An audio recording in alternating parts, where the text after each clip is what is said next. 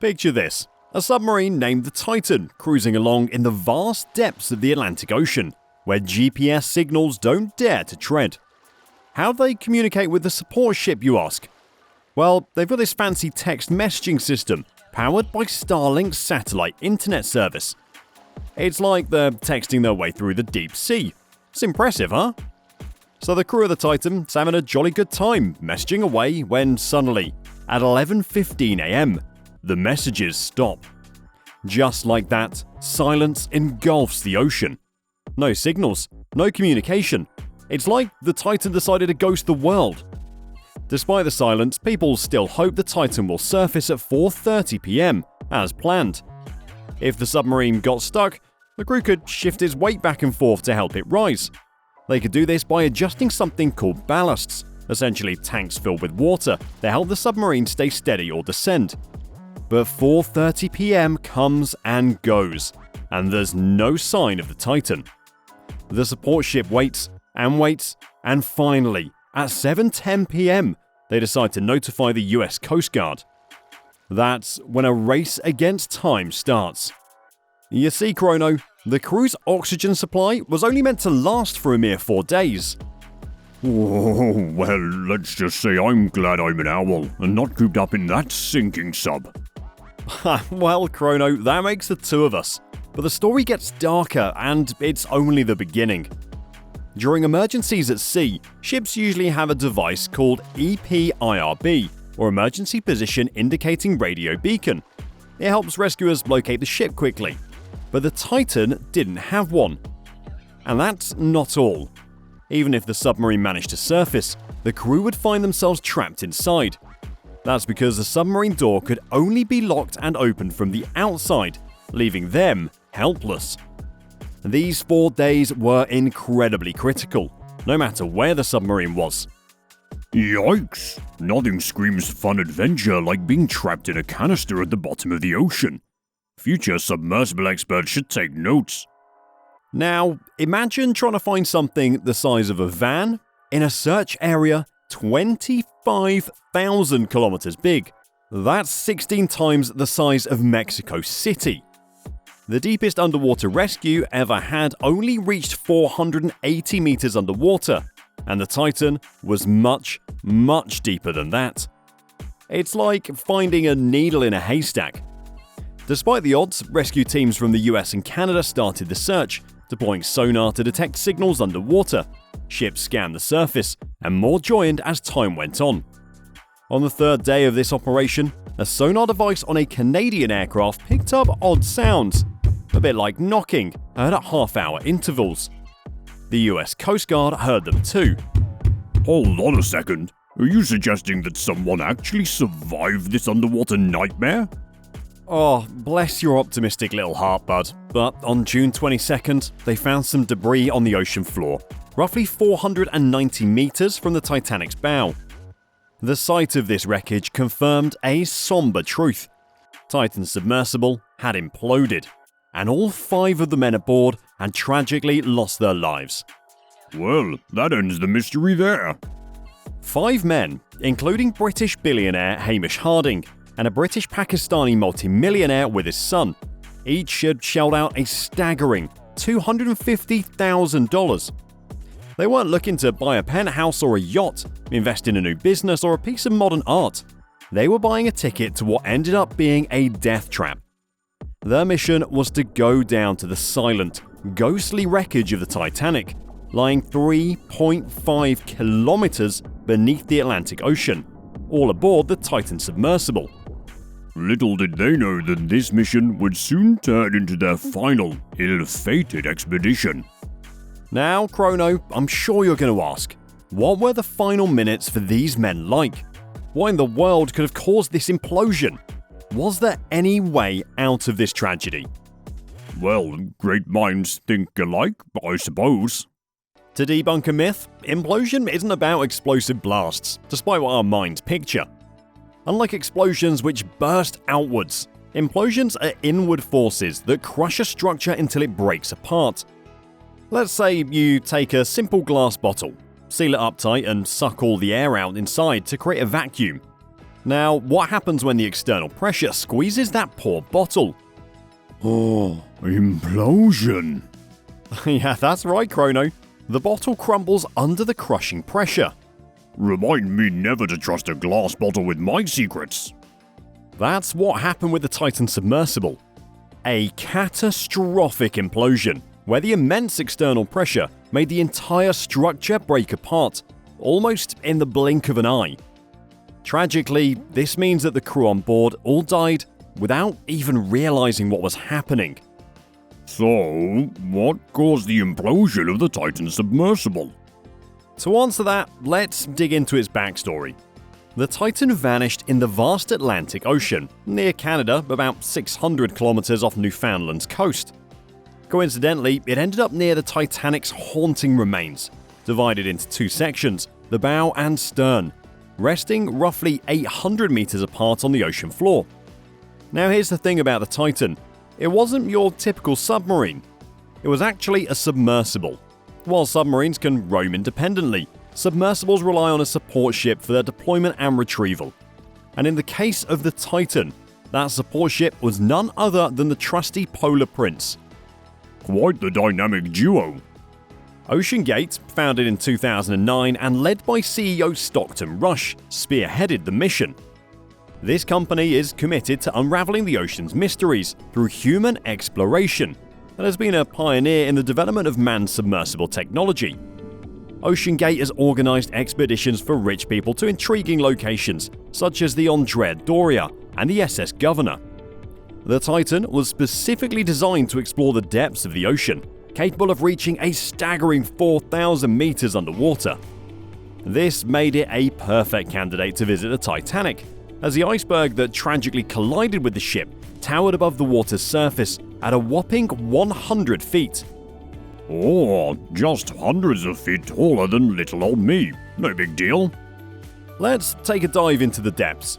Recreational scuba divers have a limit of 130 feet, but the mysterious Twilight Zone begins around 650 feet. The deepest rescue operation on record happened at around 1,600 feet. Venture down to 2,600 feet, and you might bump into colossal squids straight out of a sci-fi flick.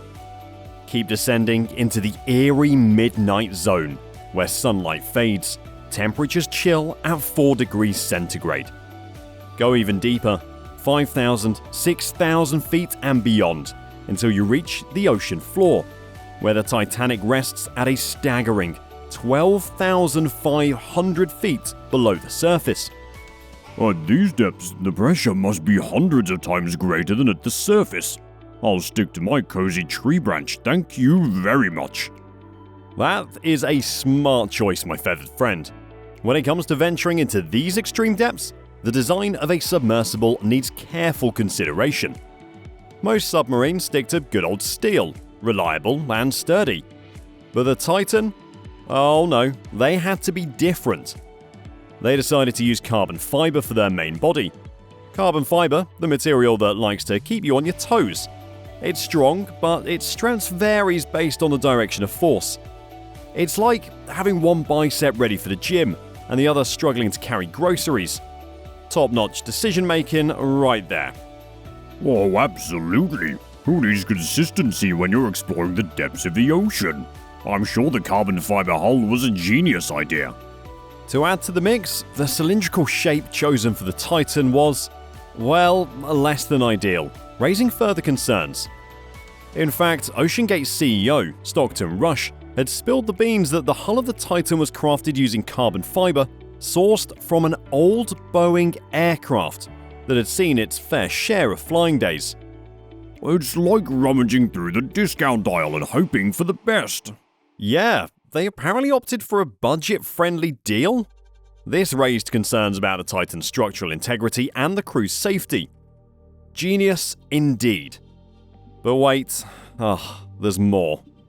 The New York Times revealed that the little upfront window of the Titan, the viewport, wasn't designed to withstand the pressures beyond 1,300 meters. You know, just a tiny oversight when you're planning to reach depths of 4,000 meters. Safety first, right? Oh, I'm glad I have feathers and wings. The depth of the ocean is unforgiving. Let's talk a little more about the brilliant engineering choices made by OceanGate. So, get this. They decided to use a Logitech game controller as the primary tool for controlling the submersible. Yeah, you heard that right. A game controller. Because who needs professional-grade equipment when you can have a wireless game controller running on Bluetooth, right? I mean, what could possibly go wrong in the deep sea? It's not like a momentary interruption or miscommunication could lead to disaster. No, not at all. Oh yes, the cutting-edge technology of a game controller. I'm sure the seasoned professionals are shaking their heads in awe. OceanGate decided to assemble a team of bright, young engineers to build the Titan. You know, because nothing screams safety and reliability like a bunch of rookies experimenting with a multi-million-dollar submersible. Who needs experience and expertise when you can have fresh-faced youngsters who are full of innovative ideas? It's like watching a high-stakes reality show unfold before our eyes. Despite warnings from experts inside and outside the company, OceanGate decided to give safety regulations the good old middle finger. Who needs official approval and certifications, right? Those are just pesky obstacles to hinder innovation. Can you believe the audacity? Screenshots are circulating on the internet that claim to show the final messages between the Titan submersible and the support vessel, the Polar Prince, before the tragedy. Here are the actual ones. Now, let the viewers listen to and feel the final messages. I'll act as Polar Prince and you as Titan. Clear for descent. Enjoy the ride. Descending now. Launch sequence complete. Ready? All clear. Proceeding. Enjoy the dive, gentlemen. You're 15 minutes into the dive. Current depth. System check, please. System check complete. All in order. All lights are green. We are 756. Proceeding. Thank you. Proceed. 30 minutes in. Update, please. All systems are functioning normally. We're in good shape. Continuing our descent as planned. Superb. Proceed. Over the 45-minute mark. Current depth. Confirm status. Depth at 1,934. All systems look stable and descent continuing as planned. Happy crew. Excellent. You're at the hour mark. All is smooth sailing here. You're at 75 minutes. Depth, status, do you need to adjust velocity? All under control. At 2,960. No adjustments needed. We're enjoying the ride. Understood. We're noting an alarm from the RTM, reducing velocity descent depth 3,433. Understood. Do you need to ascend? No change with thrust, the rate of descent is increasing. At 35.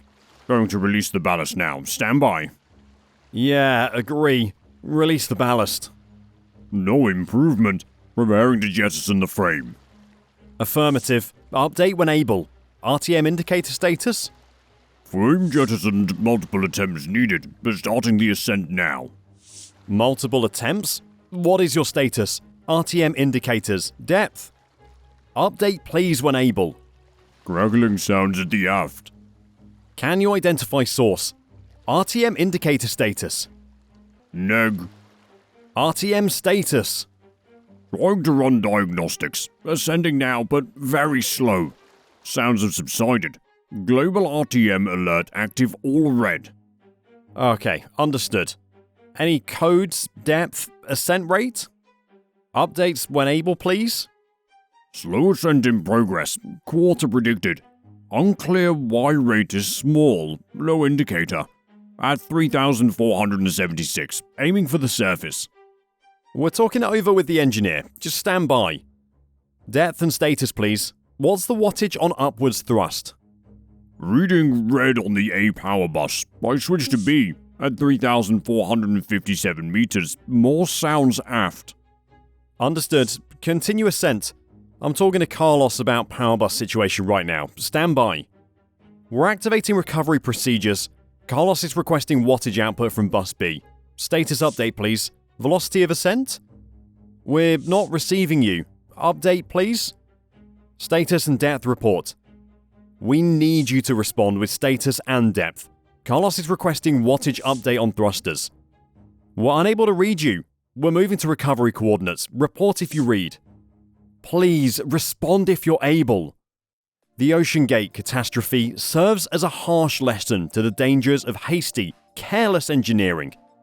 Not picking the right materials, not using the best tech, planning poorly, cutting corners to save money, and not bothering to get official approval. That's a recipe for disaster. And unfortunately, that's exactly what happened here. James Cameron, famed director of Titanic and Avatar, and veteran deep-sea explorer, was harsh in his judgment. With titanium caps found untouched on the seabed, but the main carbon fiber body in ruins, his takeaway was the Titan just didn't take safety seriously. In interviews, OceanGate's CEO downplayed safety concerns, going as far as claiming that safety regulations hindered innovation. For him, safety was an obstacle rather than a necessity.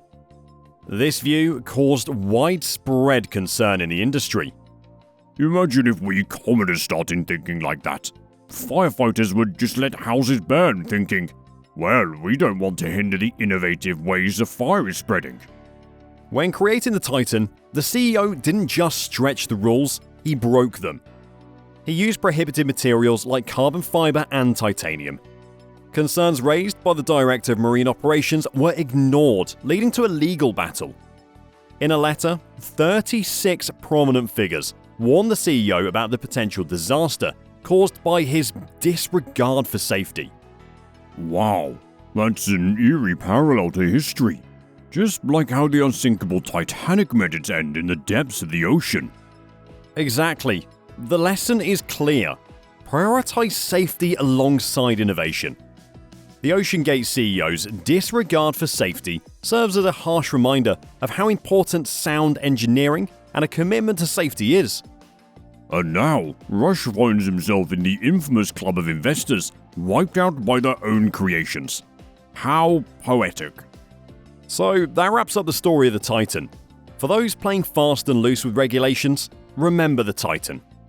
Thanks for tuning in. Stay smart, stay safe, and we'll see you in the next one.